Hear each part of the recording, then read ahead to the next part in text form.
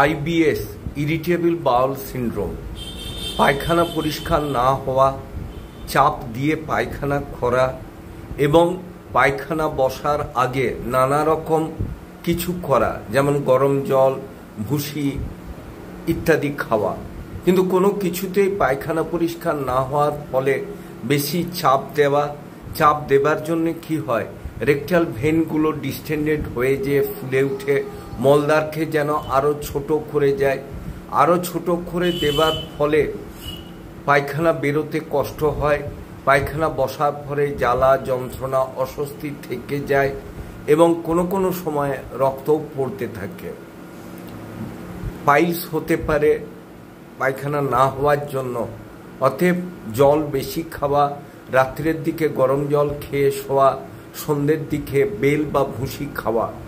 Calcarea cup, নাক্স ভূমিকা, high potency, Platina, alumina ভালো কাজ।